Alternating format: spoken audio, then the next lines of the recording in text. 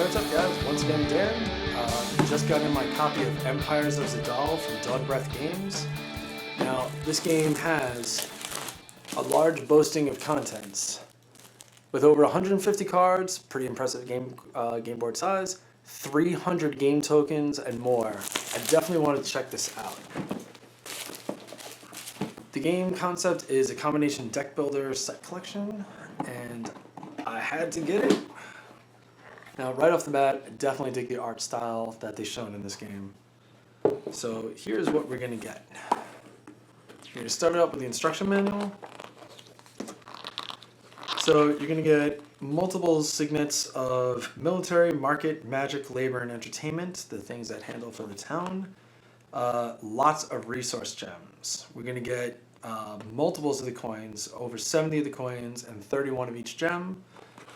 Then you get 152 worker cards and 15 building cards.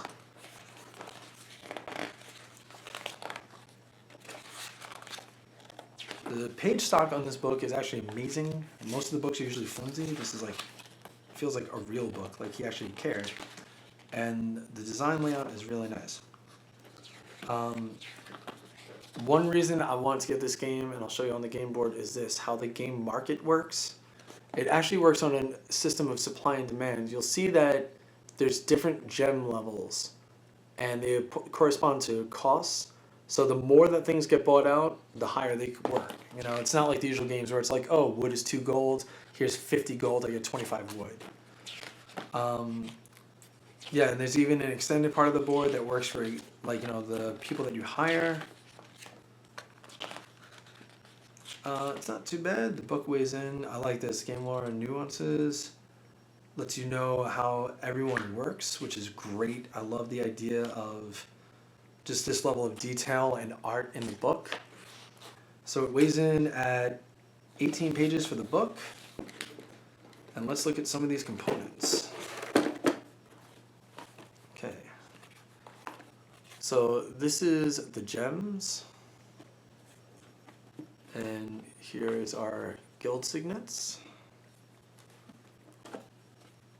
More of the gems. We got the topaz. We got the amethyst. A few more signets. And I like that the game uses a silver coin instead of the traditional gold.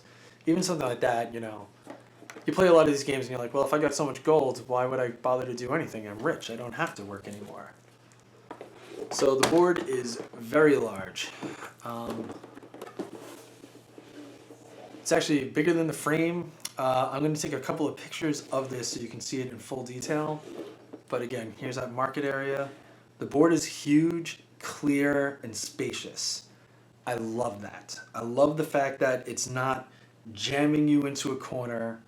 It's not tight as can be. And this thing I like is this game goes up to 6 players. So, on a 6-player game, I like the notion of you don't have to fight for space. Now, 2 things I love is, I'm going to take a look at the art on some of these cards in just a moment.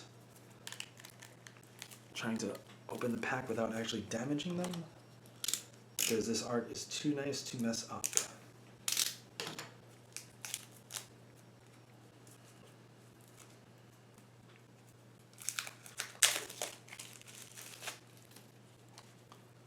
Now, right off the bat, tons of cards. You're going to have more, you know, I like the fact that I'd like to be inundated with supplies when I get a game. There's nothing worse than, you know, you open the box, you find like 20 little flimsy stuff. But I mean, you can just see the art style in this game is really nice. And what's an interesting concept in this game, from what I saw so far, note we have yet to play it, basically you pay the workers to do something, but I like the notion that some guys have you can pay more to get stronger effects. So unlike most deck building games where over time, you know, some cards become less and less valuable, this just keeps going and going. And the cards are like that nice linen stock. It reminds me of Lords of Waterdeep, which is one of my absolute favorite games. You know, I mean, again, the artwork on this game is just really, really impressive. You know? Here's some of the building cards.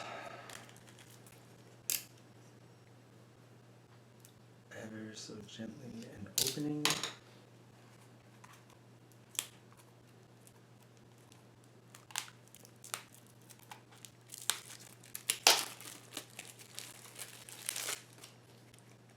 And again, it has that same nice linen stock. So here we go. We got like this, the theater, the business guild, the bazaar, and then we got some more workers here. So like I said, I mean, you can see in this detail, like, Dog Breath Games, they went, oh, and here's another thing that's great too. Your children are kind of like the dead card in your deck, but as time goes on, you train them to become other workers.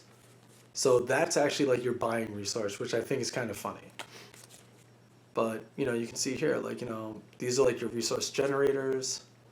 And I mean, even like the child art, like, you know, they gave like, you know, like boy and girl, which is nice, you know. They didn't just stick to that, like, oh, let's use one generic and that's it. I mean, like, you know, they didn't go with the every chick is hot, every guy is just, you know, a murderous barbarian looking style. They mixed it up, which is, you know, very cool. But this is my favorite thing of a component that I've seen in a game yet. These trays are going to be where you fill out your resources. And what's nice is when you take a look at the board,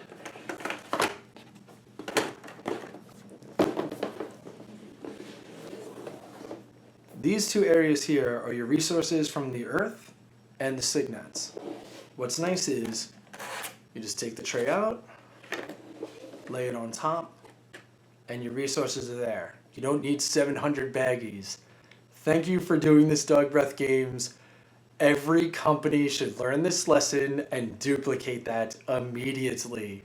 I love the notion of your components go straight. I want Lords of Waterdeep to have this. I want Caverna to have this. I want every game to have this. And a little scoring pad right underneath those trays. Little spot same over here. Alright. So, like I said, you're going to be getting tons and tons and tons of cards. And lots of tokens. And this game looks very awesome. And that game, once again, if I was smooth, this would be so much cooler. Empires of Zidal. We're going to definitely be talking about this on the podcast, and that podcast is Gaming Nonsense Uncensored. We're going to be putting some pictures up on our Facebook group. You can also find us on Board Game Geek, hopefully. And then, and then from there, we're going to most likely have a video up on how to play this soon, because this game looks absolutely phenomenal. And I think once you see a few turns of it, you're going to probably want to run out and get it yourself. All right, this is Dan signing off. Have a good one, guys. Take care.